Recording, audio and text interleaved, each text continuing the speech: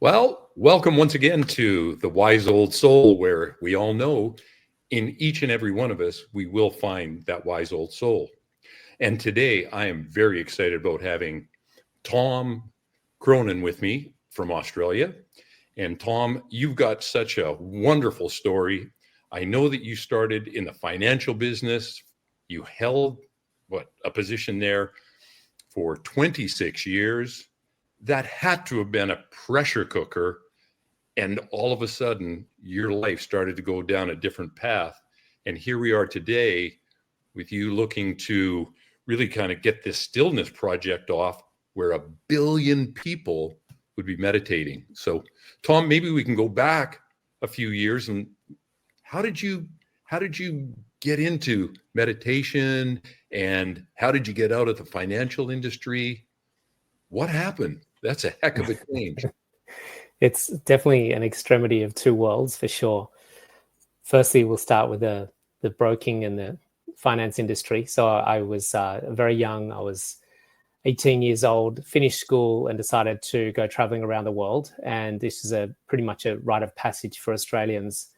When we decide to go overseas, we decide to go overseas for quite a stint because it's so far to get overseas.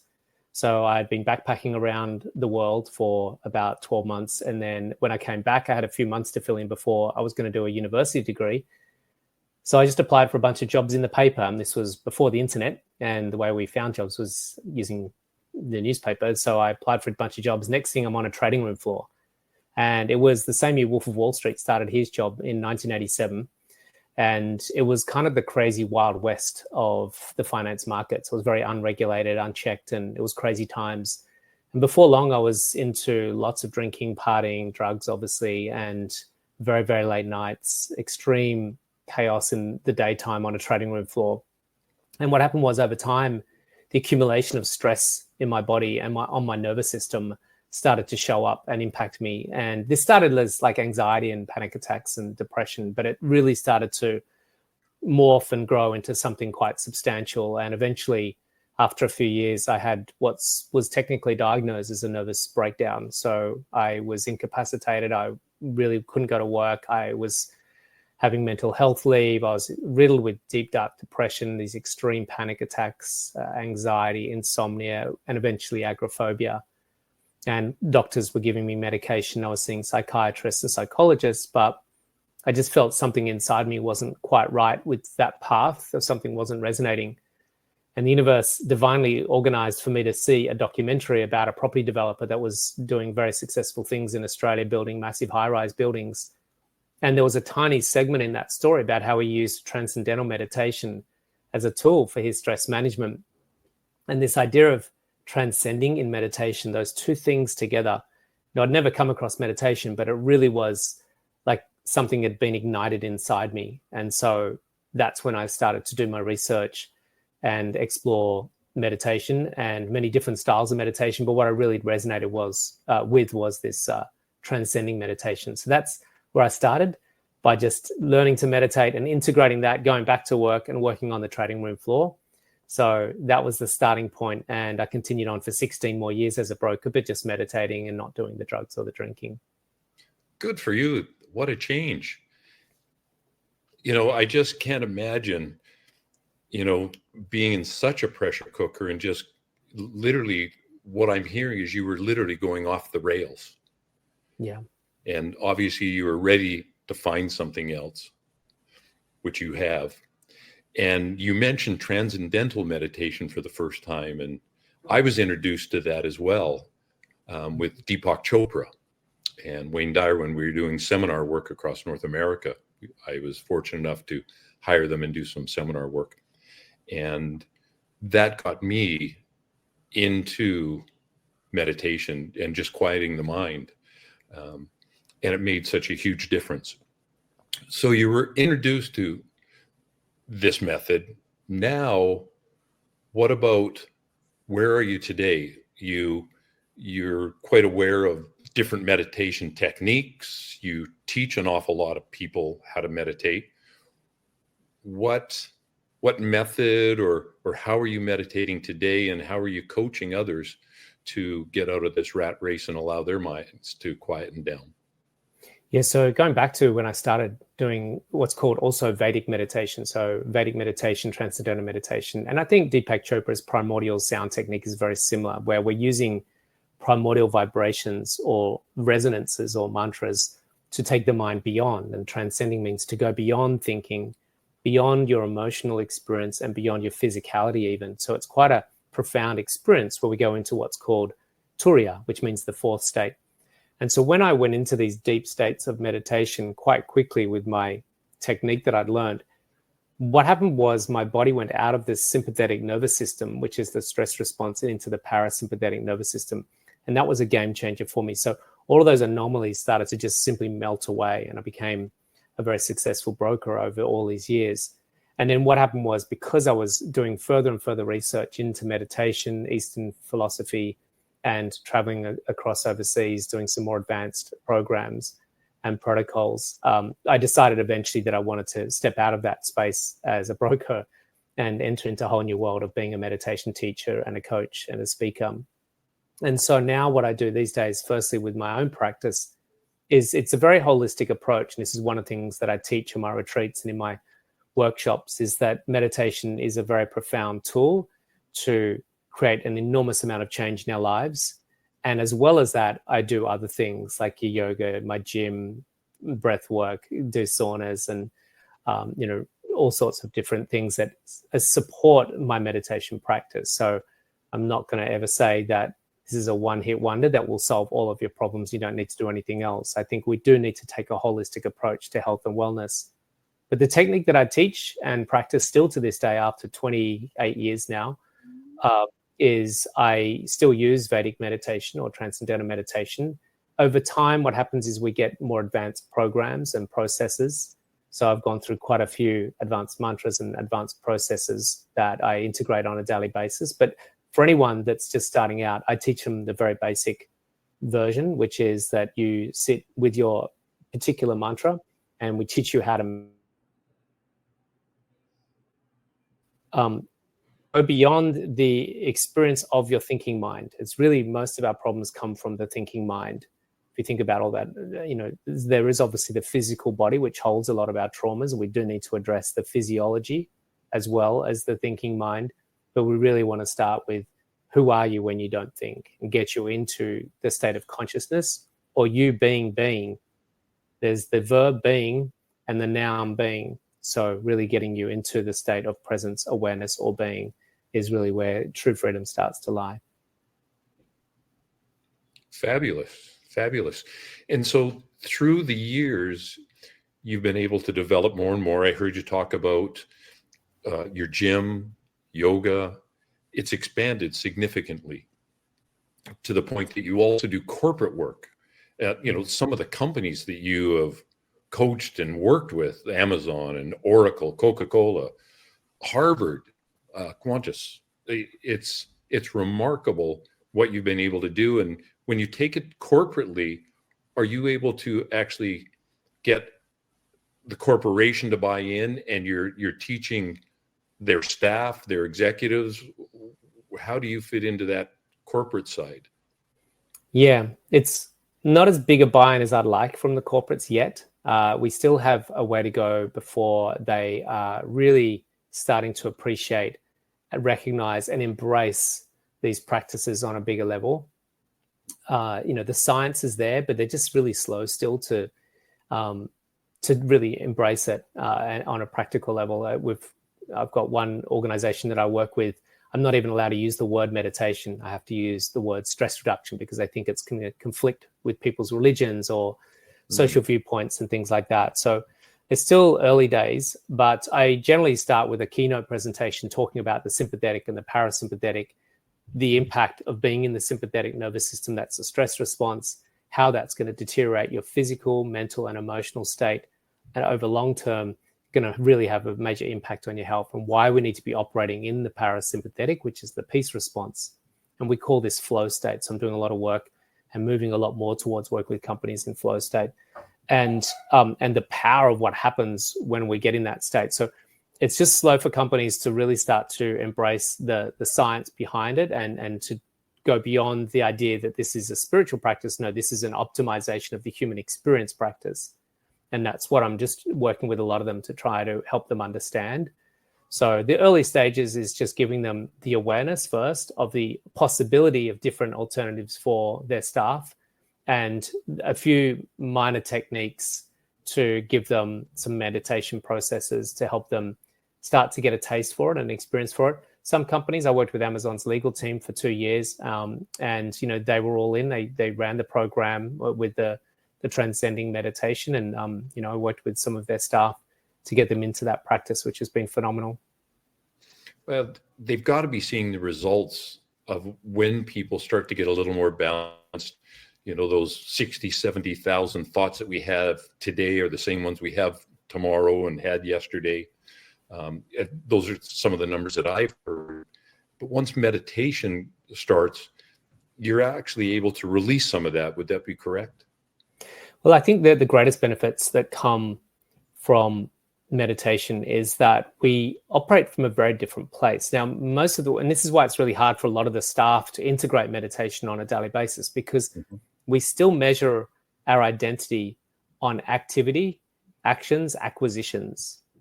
What I have, what I've acquired, and what I've done is usually, for most people, the measure of their success in a day. I got all my emails done today. I managed to achieve this in a meeting today. I managed to get this done in my company. So the doing is the way we measure ourselves, rather than the being, what state we're in. And what we find is, if we start with the state that we're in, rather than the doing as the priority, then the doing becomes much more efficient. And it's really hard for staff and companies to start to see it that way, but it's going to take a fair bit of convincing. And some of them are starting to realize that if we can get the staff into a state of flow, of fulfillment, of peace and calm, then their doing becomes much more successful, much more efficient, much more beneficial. Ray Dalio, the world's largest hedge fund manager, managed $180 billion worth of assets at Bridgewater. He tweeted that meditation was the key ingredient to whatever success he's had. Oprah Winfrey runs OWN TV. She put out on, I think it was on, wasn't on Instagram, so it was before that, but she said that, all of her staff, one of the prerequisites is that they do a daily meditation once in the morning, once in the afternoon within the company. She said it's completely changed her company. So the more we can start to see that the state we're in is more important than what we're doing, and then the state we're in, we're influencing in a better way what we're doing, then we'll get people to start to buy into the idea that if I spend 20 minutes meditating, then I'm actually going to be more efficient, more productive, more successful, have better brain functionality throughout the day than if I spent 20 minutes just getting more emails done. Sure. So it's going to be a reshaping of the way we value ourselves and our activities. And I think you said something very important there, valuing ourselves. The individual, I think, comes back into focus, and you care about yourself a little bit more. You're not necessarily married to the corporation, but because things are so much clearer and there's so much more balance in your life, you're more effective. And so the company really gets more from you with you giving, I don't want to say giving less, but just being that much more focused. Yeah, we see companies that, and I do a lot of research on this because it's information that I convey in my keynotes, that companies that, and even sports teams, one of the people I reference is a major coach, and we've had one great coach here in Australia, Rick Charlesworth, who was one of the most successful coaches, ran the Hockeyroos for many, many years. He took the captain out of the team, which is one of his strategies. He said that by putting a captain in the team, it meant that everyone played at a lower level and relied upon him to be the leader. And he says when he took the captain out, everyone actually had to rise up to a higher position to all realize that they're all leaders. And so the same sort of premise in some respects comes into our society. Not that we want to take CEOs and managers out of positions, but what we want to do is we want to inspire people to be more, and to realize that being more doesn't mean getting more or doing more. It actually means realizing your true nature and having a deep appreciation and resonance and connection to that. And when we start to be in a greater place of inner fulfillment, we tend to naturally express ourselves in a better way anyway. We realize greater potential. We have greater capacity, greater adaptive capacity. And these are things that will mean that your staff will operate in a better way. But a lot of companies are still in that extraction mode. How do I extract as much out of my staff so that I can get a better bottom line, so that I can actually get a better share price, so that my shareholders will be happier and will make money and get bigger bonuses? But we've really got to start changing the way we value things in our world, value our society. It's slow, but I'm seeing some incremental changes happening in the business and corporate world. Sure. And today, I think the world is upside down more than it's ever been. On one side, yet it also appears that people are embracing and awakening to there's more to life than what we maybe have been told.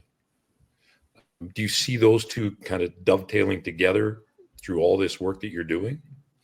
Yeah, absolutely. The biggest challenge we have is that we have to override a very deeply conditioned and coded society that's coded through higher up all the way through to the lower levels of society.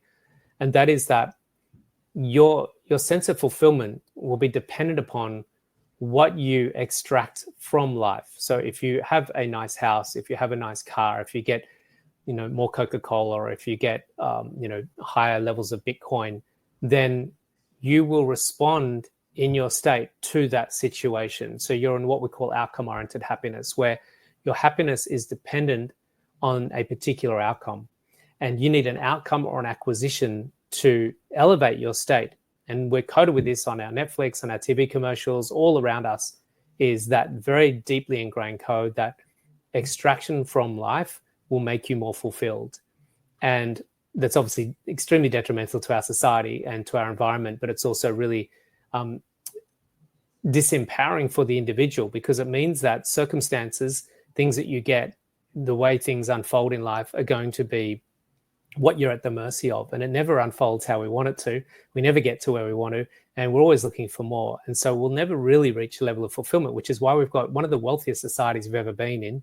Not for everyone, but certainly if you look at the history of humankind, we're more affluent now than we've ever been, yet we're probably the most medicated and unhealthy and sickest we've ever been as well. So we do need to change the model, and it starts from our perception and our relationship to the world around us. Sure. And as you said, it's a slow process. Very slow. It's a very slow process. And so obviously we've touched on a lot of the corporate side. Is it very similar as well then, Tom, when you're dealing with individuals? Absolutely. Yeah, because the corporates are individuals. Even though we can look at a brand, we can look at a logo, we can look at a profit and loss spreadsheet, a P&E, ultimately it's just a group of people that get out of bed every day and turn up. And that's all a corporate is. It's just a group of people. And there's people in that organization, under that brand, under that logo, that are making decisions every single day. Mm-hmm. So everything in the world comes down to the individual. Sure. Now, you also deal with individuals, totally independent people, mom and pops. Do you deal with all age groups as well? Are you able to get a hold of some of these younger people? Because in Asia and India, meditation or that quiet time is really important in their society. And, you have a 6-year-old that can sit just quietly with themselves for half an hour, 45 minutes, and it's just natural for them. Are you having some impact on younger people as well now? A little. Predominantly, most of the work that I do is with parents. I do enjoy a lot of work, what we call B2C, to the consumer, to the individual. Mm-hmm. And, most of that work is through workshops, teaching meditation, running retreats. And I find that the parents are firstly a lot more receptive to that level of information and process and practice. Mm-hmm. The youth of the world are still exploring the outside world. They haven't quite finished their research. And, when someone's 30, 40, 50, they're kind of like, I'm done with that world. Show me how to find peace. Whereas the younger world are still exploring the very intriguing and curious world around them. So there's less inclination for them to want to meditate. But I have worked with some schools and worked with some classes and worked with younger kids. And when there's a level of intrigue and curiosity there, it's quite phenomenal to see the impact. I actually saw the principal of a school in America that the only prerequisite of that school is that everyone meditates in the morning when they get to school, and everyone meditates in the afternoon before they go home from school. And so it's a structured, formalized program where the only difference with this school to any other school is that they all meditate. And that school performs in the top 1% in every category in the country, from sport to debating to geography, science, maths, English. And it's interesting because all the stats is there, all the data is there, and yet there's no school in the world that I've come across yet that integrates that exact process of meditating when they get to school and meditating when they go home from school. So we know it works. We know that the information, the stats, the data is there, but it's just so hard to get schools to, again, compromise some of their daily curriculum for what they see as a waste of time. But really what they're doing is they're removing the stress response from the students, optimizing their brain functionality, improving their biochemistry, increasing their adaptive capacity, which reduces stress response. And it's phenomenal the impact that you can have when we integrate these things into schools and classrooms, because we see it already. But so few schools are open to the idea of this yet. And this, again, is just something that we've got to have to take time to work through. I did teach my daughter's class one day when they were 8 years older. The teacher asked me to come in, and she was blown away by the impact of just an 8-minute meditation for these children. And she was just couldn't believe how quiet and calm and still they were in and after the meditation. And I asked her when I ran into her not long afterwards if she was continuing on with that process, and she wasn't. And I was just, you've seen the information, you've seen the data. It just doesn't take long for you to put these children into a quiet state, help them find some inner peace, and then build their day of education on top of that. But it's just very hard for teachers to want to embrace that yet. We're breaking that mold again. But it does. It makes so much sense. If you were to suggest to someone, what is a way that we can approach some of these younger people? And when I say younger people, let's talk maybe 25 and under, and kind of explain to them that little bit of quiet time can make a significant difference. Is there a way to explain it that you've been able to make that connection with those young people? There's two ways about this. And it's a great question. I love your questions. Thank you. The first thing is children learn predominantly through osmosis, which means by observing, being around, by being in the vicinity of a parent or an adult. And so if they don't see their adults in their life acting from a place of peace and calm, and seeing them physically sitting with their eyes closed, embracing stillness, then they're not going to be inspired to do the same. If they see their parent coming home with a box of pizzas and case of beer and getting drunk and watching the footy and yelling and screaming at their wife, then they're going to think that that's normal. And they're going to learn through osmosis that this is just how we behave. If they see their mum or dad screaming at someone that pulls in front of them in the traffic, then they just think that that's normal. And so we see this in our TV programming. We see it in our educational program in some respects. It's just normalized in our society that stressed people, most of the TV dramas that I watch on TV have extremely stressed people reacting over the top to small situations and circumstances. I won't name them, but they're just very household sitcoms and drama shows that most people are watching every day. And drama is the whole nature of up and down and being reactive and responsive and throwing pots and pans around and crying when someone doesn't love them anymore. And so this is the deep indoctrination that the parents are conditioning our children to be that way. So we do need to change the parents. That's why I like working with adults. The second thing is, if a child is struggling, the question I ask them is, how's life working out for you? Mm-hmm. And are you open to the idea of trying something different than what you're currently doing? Mm-hmm. Because if what you're doing is leading to a very unhappy, stressed, chaotic life, then would you be open to the idea of slightly tweaking your current status quo to seeing if that might change things? And so just really helping them understand that the current trajectory very rarely will change if nothing changes. Sure. And so asking them if they want to continue on that trajectory, then keep doing what you're doing. And if you'd like that current trajectory to be slightly different, maybe more peaceful, more happy, sleeping better, less reactive, less obsessed about how people see you, then maybe we could talk about doing a few techniques that might help you to have a little bit more freedom, and a little bit more happiness, and a little bit more health along the way. Sure.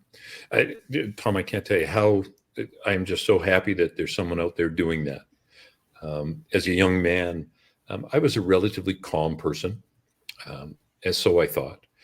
And as I got into business, different stresses affected me. And we were in the construction business, doing high-end renovations and high-end homes and schools and things. And there was a time in my late 20s that I remember we were framing, and I bent a nail. This isn't what we call a major world catastrophe here. I bent a nail on a floor. And I got so frustrated, I smacked the floor with a hammer and put a hole in it. Not very smart, obviously. Had to cut out this piece of floor, take 45 minutes, fix it, repair it, get it all done, for just losing your cool over something that was totally irrelevant. The same thing happened, not necessarily a nail, but there was an incident, and I turned and I threw a hammer, a 28-ounce framing hammer, across the room. At that point, that was a sign for me to say, something's wrong, something needs to give. And I can't tell you how I wish there were someone such as yourself that would have been there to say, come here, we need to have a little conversation. Let me give you some different ideas. But I was fortunate enough to be active and recognize that that was a problem, and was introduced to a little personal development. And from the personal development, it expanded into other people doing other things, and lo and behold, meditation came in, and that type of attitude and those type of actions, I mean, disappeared. The focus went off of me, and how I'm looking in other people's eyes. I found it came inside, and it was like, how do I feel about that? Is it feeling good for me? So I champion you on this. What you're talking about makes so much sense and is so needed right now. Yeah, one of the things that I feel is the simplest of all principles, but the one that we're missing the most in our education and the knowledge sharing from our elders to our youth, is the understanding of the law of karma. And it's so basic and so powerful. So I share with I've got two children. They're 22 now, twins, a boy and a girl. Wonderful. My dear angels. And, I taught my children to push boundaries, to question and challenge authority and establishment, because I want you to really see if you can, step out into the world and do great things. And, so part of that is to not always accept that what everyone's saying and doing is the right thing. And maybe there's other alternatives and other ways to do things.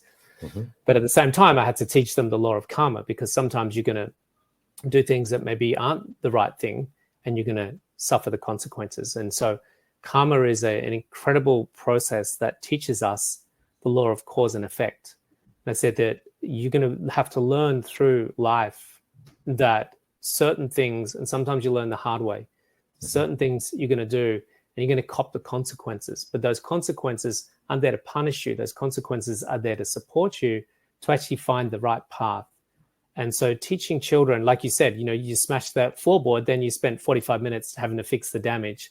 There's your karma, that you did something in a reactive response that led to some not major karma, but it was certainly some karma.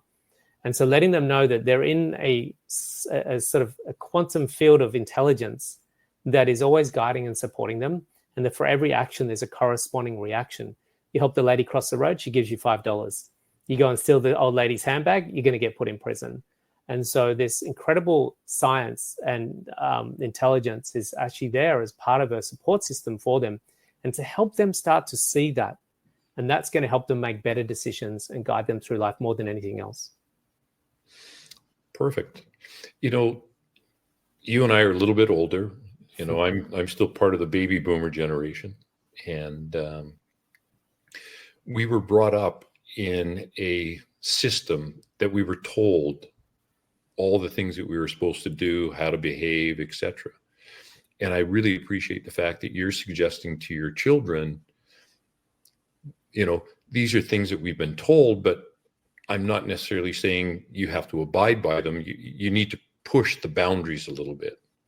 And what I'm finding right now, people that are my age, some older, some a little bit younger, but they're also now coming around saying, there's a lot more to life. What have I left on the table because I've been told that certain things need to happen? What is there that I can learn about myself? What have I been taught that really isn't true? How can I open up my mind? How can I open up a different way of thinking? And again, when we quieten the mind, some people refer to it as prayer, some people refer to it as meditation.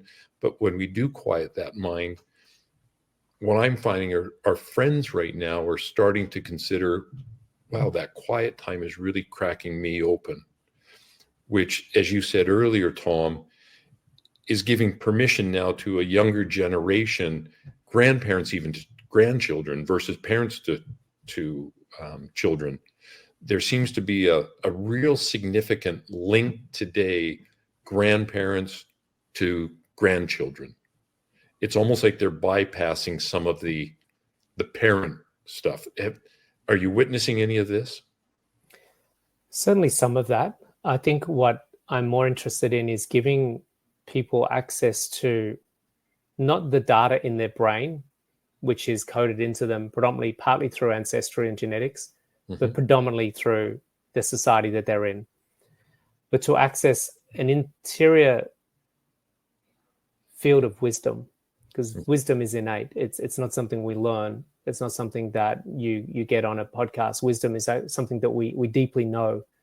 And when we can tap into that beyond the intellect, which is we call them vasanas, the tendencies of the mind, those 50,000 thoughts you talked about.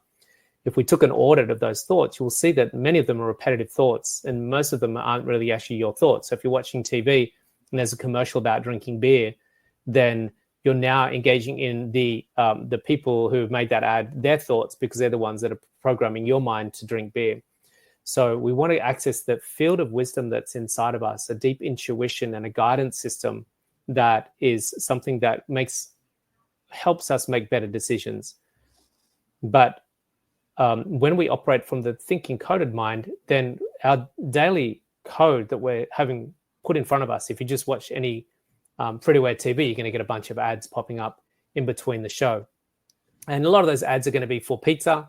They're going to be for Big Macs. They're going to be for Coca-Cola. They're going to be for, we see a lot in Australia of gambling apps where you can go on an app on your phone and start gambling. We're going to see ads for horse racing. We're going to see ads for drinking beer. They've now stopped the smoking ones, but that was only because they realized that was unhealthy. But everything else that they're advertising is still unhealthy. And so those codes get put into us, and that gets indoctrinated into us. And that's what most people are using as their guidance system for how to live life. And that's how they live life, because that's what they've been told to live life doing. Sure. But when we transcend that in meditation, what happens is we start to access a deeper knowingness. And then we start to question, I know you're saying that, but I'm not sure if that's true or the best thing for me. So then we start to have this interesting play between what we're being told we should be doing and our inner knowingness that's arising up within, that might start questioning that level of information that's coming in our direction. Sure. And then hopefully making more discerning decisions on that. Well, and what you're saying is really reminiscent to the title of this podcast, The Wise Old Soul, which is found in each and every one of us. We're born with it. It's innate. So I totally understand what you're saying. And allowing people to find that for themselves, we really can change the world. So Talk to me a little bit, Tom. I'm going to change a little bit. Talk to me about the Stillness Project. Well, I had this vision when I came across meditation. And like I said, I had panic attacks, I had anxiety, I had insomnia, agoraphobia. I was constantly sick with all sorts of viruses all the time. Mm-hmm. And eventually this addictions, of course, huge levels of addictions. And then I learned to meditate. And it just melted away within days and weeks. I could not believe how quickly my state changed. And it was all simply because when I quietened the thinking mind and I quietened my nervous system, physiologically, the level of rest when the mind transcends is up to 4 times deeper than sleep metabolically. So we'll go into a very, very deep level of physiological rest. And that's when all the healing in my body started to happen. And all those anomalies simply just melted away. And so when I came out of that sort of transition for 3 or 4 weeks, I was just like, why is the world not doing this? And I became a little bit almost too enthusiastic because I was a little bit projectionist, I guess, projecting onto everyone. But I learned how to harness that and tame that and regulate that a little bit more over time. But I just felt that, and I could see that many of the world's problems were stemming from we have a very stressed world. And we have a very distorted world. We have a very conditioned world. And we have a very disempowered world.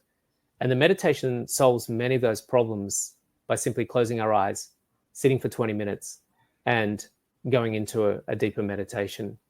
And I know it's not a cure-all, and it's not going to make the world perfect by no means whatsoever. I'm not perfect, and I still make mistakes, and I still deal with stuff, and I still have to go through my own processes. And I've been meditating for 28 years. So it doesn't make anyone immediately enlightened and perfect by any means, but it definitely helps to make them be better, make better choices, and continually have the capacity to improve who you are and have that adaptive capacity. And one of the things that we're noticing in the world is that the requirement for adaptive capacity is increasing. So we have greater requirements to adapt, but we have less adaptive capacity, which is causing that gap, which is causing stress. Mm-hmm. And what we find with meditators is that they increase their adaptive capacity. And in a world that's requiring you to increase adaptive capacity, you need to adapt quite quickly. And so my passion was to bring meditation to the households of the world, to bring it to the corporations, to bring it to the schools. And so everything that I was doing, from making a film, writing books, to speaking with large corporations and organizations, to running retreats and teaching meditation, I haven't made the impact that I would have liked to have made at this point. And that's just me being the natural, without being too attached to it. I used to be a little bit more attached to it, so I'm less attached now to the outcome. Mm-hmm. But, I was very enthusiastic about going out with all guns blazing and bringing meditation into the world. But these days I'm sort of just cruising along a little bit, knowing that I'll be doing this for many years to come, and let's just take it in, make a bit of a journey out of it, and enjoy and smell the roses along the way. Whereas before I was a little bit too rigidly focused on getting the outcomes. So that was probably my own broker style that was coming out into my meditation teaching. Yeah, it basically the corporate entity was still there. Yeah. And wanting to, I know how fast I can move things. I can make things. I'm a mover and a shaker. Yeah. But sometimes when we're gentle, that gentle push can actually have more impact to more people. Yeah, so wise. That's absolutely exactly what I'm finding myself as well. The less I need to have that outcome, surprisingly, the more of the outcome that I'm having. Sure. Tom, in your experiences, I've read a lot about when 1,000 or a couple of thousand people meditate simultaneously, they talk about crime rates decreasing in that area. In your research, have you come across anything to do with that? Yeah, we have had some studies done on that. And there was this initial thought that if we can get, I can't remember what the number was, it was like 10,000 or 100,000 people meditating on the planet, then we're going to have a better planet. I think we need a lot more than that, which is, I think, if we get 1 billion people, maybe we might see things starting to change. But there is a wonderful group of people, some colleagues of mine in a small country town here in New South Wales, Australia, a place called Nowra, and you can go to their Instagram, Be Here Nowra, and they are doing sort of some scientific studies on if they can get 1% of that town. And the town did have quite a few problems, and they're starting to see some phenomenal results. They've taught a lot of people in that town how to meditate. And I really like the idea of going into a small town that has got some problems and then being able to create quite a scalable impact by not having to teach too many people to meditate to see some responses and reactions. And that's what they're doing. So that's one interesting thing. They haven't quite completed their work yet. And so we're just starting to do a bit more research, and they're doing phenomenal things there. But I think we'll start to see more of that sort of thing popping up in the next 2 years or so. And I appreciate the smaller population. You can see that impact, I'm sure, very quickly. Yeah. Very quickly. I'd love, this is an invitation to all the meditation teachers that are listening at the moment. I would inspire you, and I'm thinking while I'm talking right now, maybe I should do that as well. If we can all pick a small town, it's hard in a big city. Like, I'm going to make an impact in New York. It's like, yeah, good luck. See how you go. I mean, not to dismiss that idea. I mean, we definitely should be trying that in New York. Maybe if we get 10,000 teachers teaching 10,000 students each, then maybe we'll see an impact in New York. But if you could all choose one town in your local state, in your state, and decide to go there for 12 months and teach as many people as you can to meditate and see what happens in that town. Quite interesting if we had a lot of teachers doing that. Sure. Tom, do you do any work online with people? Yeah, absolutely. I do a lot of coaching online, and that's mentoring and particularly corporates and individuals, and also a lot of conscious leaders. So I work with a lot of yoga teachers, meditation teachers, healers, breath workers to help them grow their businesses. What I've found was that a lot of people were coming out of their coaching programs, their training programs, getting trained in breath work and yoga and meditation, in healings, and yet really having very little business acumen and know how to structure and frame a business that's going to financially support them. Because if we can't get financially supported, then we're going to really struggle to do this full time, which means that we're going to have to go and get a job part time, which means that we're not allocating all of our energy and time to the thing that we love and what we're good at. So we really want to get them into financial situations that enable them to be able to go full time and focus on this, which does require business acumen and some structural changes to the way they're doing things. So I do a mentoring program around that called Zen Academy. But I am, during COVID, we did start to explore the idea of teaching people online. It's not usually the protocol, but again, I think one of the most important things in these times is being adaptable. And I think we're going to have to be adaptable with the way ancient traditions have been delivered. And some of the processes may get watered down in this process, but at the same time, in the watering down of that, and I respect that it might not be as pure as it was for thousands of years when it's taught in a particular way, the watering down does also enable large audiences to access it at the same time. And where I'm coming from now with this idea of being able to teach using technology is that, and being open to it, is that, yes, we might lose something, but what will we gain as a result of that? If we've got people that can't access these techniques because A, they can't afford them by having the teacher in their locality, or B, they can't access a teacher, then does that mean that we deprive that person of having the accessibility to a program that they could never access? Because most teachers, let's face it, are in Venice Beach, LA, or Bondi, Sydney. So, there's not a lot of teachers in these small rural towns, or in even some countries. There is many countries in the world where it's very hard for people to access these teachers. So I think we're going to have to adapt, and we're going to have to go and then start bracing technology a whole lot more. Sure. And I would think if you do embrace that technology, as you said, the person that's never going to sign up for the class or go, they're used to technology. That's how they learn. That's how they communicate. Everything's based on technology. But you're getting to those people that would never do it, and you make that impact. Once they've been touched, I would think that the opportunity to allow them the chance to grow through technology would grow to the point that they would want to get to a live event at some point.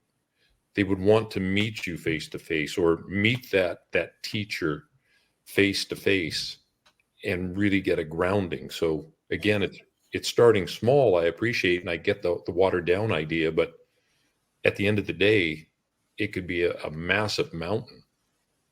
I think it's very naive to think that the world that we would all like to live in, we call it Sat Yuga, an age of enlightenment.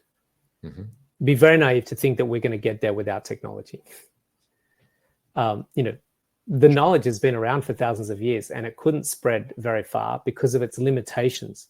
Its inability to access the masses was so capped and restricted. And technology enables us to really proliferate this knowledge far and wide into all corners of the world now. There's no corner of the world that doesn't have access to technology. Some obviously a little bit more than others, but there's really nearly every person on the planet now, just about. I think we've got a few to go still, but we're really starting to access large groups of people.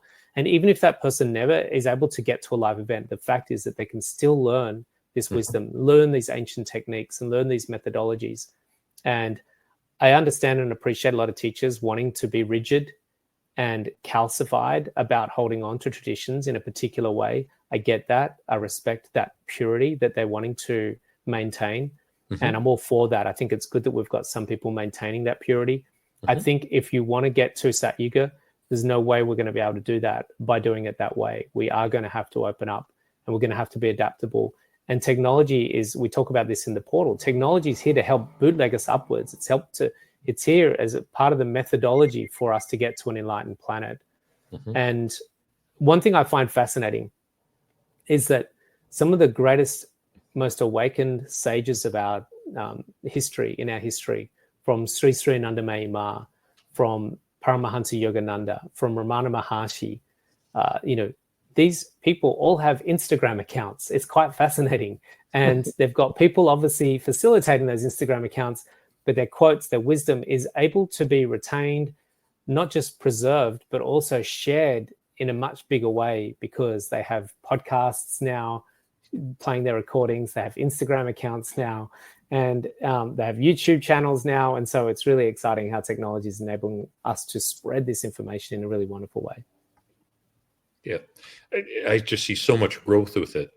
And I believe, Tom, with your knowledge and your understanding of business, I'm so glad that you brought up the topic of teaching yoga teachers, meditation teachers, people that are in the business of wanting to make a difference in people's lives and making it a career path, allowing them the opportunity to understand some of the business, though. Without that business, failure, unfortunately, is pretty significant, pretty high. Sometimes I don't think they are able to get off the ground because financially they can't make a go of it at the beginning. Their plan didn't quite work. And so I champion you on that idea of helping these people help themselves, which in turn helps lots of others. Yeah, we have to break through a little bit in our society still, because we do have still a bit of resistance, partly from the facilitators and the teachers, of valuing their work and getting remunerated for their work and making an exchange of value for their work, but also from the society as well. A lot of society still thinks, you're a meditation teacher, why should you be getting paid? Because what we have is a very old understanding about meditations that lived in ashrams and lived in monasteries, and they walked the streets begging from people that actually did work so that they could feed themselves. Whereas now we've got meditation teachers that have children and wives and mortgages and families and rent to pay and car registration to cover and electricity bills. And so they do need to firstly fund themselves, and they do need to pay for their own existence. And secondly, we need to appreciate the exchange of value that they're bringing to the community. Now, we're all willing to pay for a chiropractor. We're willing to pay for a doctor. We're willing to pay for a travel agent. We're willing to pay for a plumber. And we've got to just bring in, as well as that, can we be willing to pay for someone that is going to help us have less stress, feel happier, have greater health, and stave off some of the ailments that are quite prolific in our world these days.